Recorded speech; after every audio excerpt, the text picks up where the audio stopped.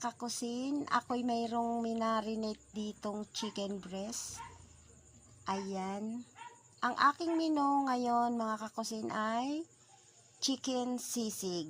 Diba? Madalas nating marinig pork sisig.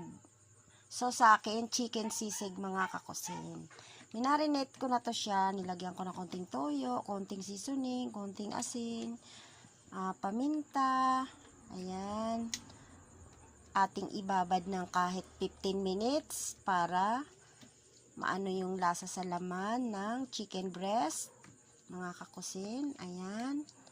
Ayan. Maghanda po tayo ng mantika, kawaling mainit na lagyan natin ng mantika at ating kahit pwede namang prito mga kakusin, pwede ring inihaw, pwede ring prito, pero sa akin gusto ko prito.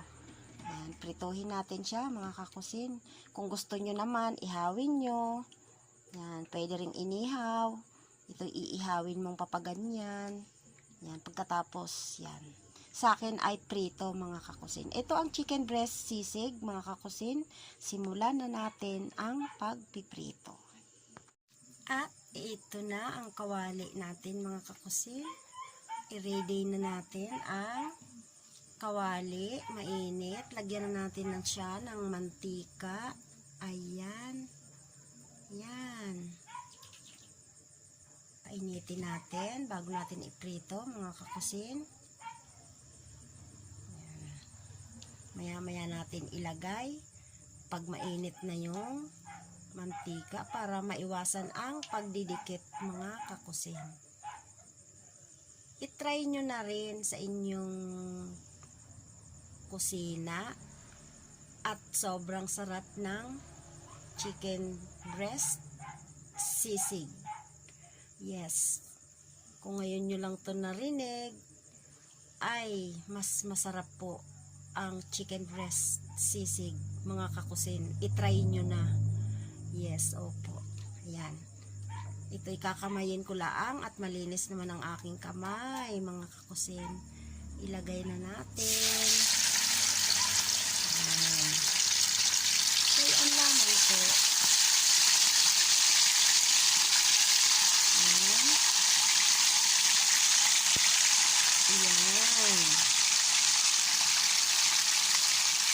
Prituhin po natin mga kakusin sa mahinang apoy para maluto po siya ng dahan-dahan.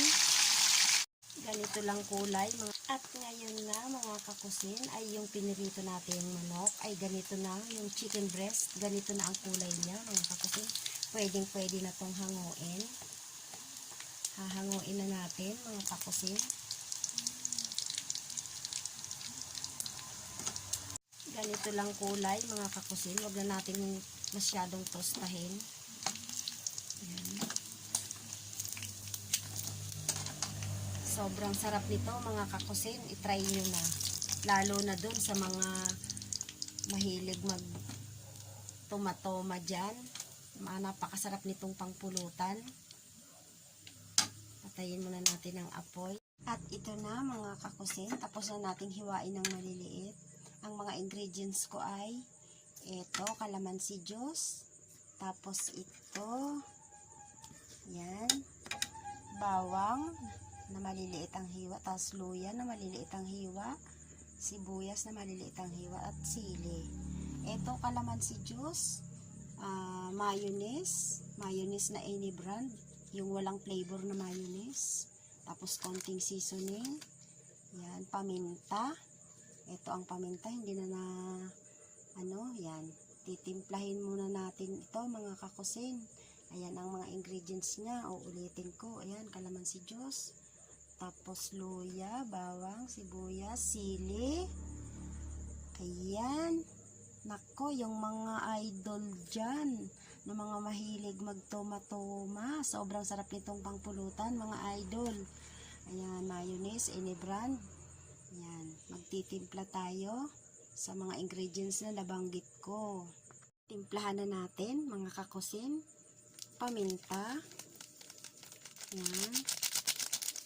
At yung mayonnaise, isang kutsarang mayonnaise lang. Mamaya na natin ilagay yan. Yung calamansi juice. Yan. Tapos, bawang, sibuyas,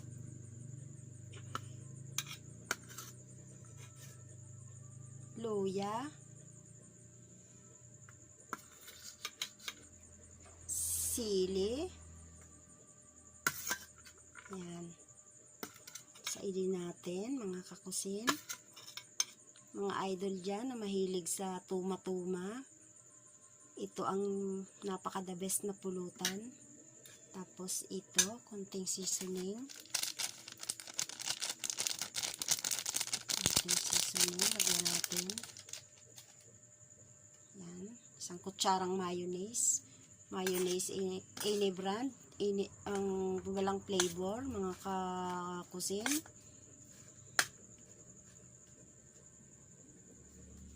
Haluin na natin.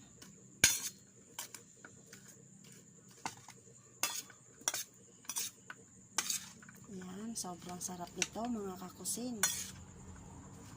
I-try nyo na.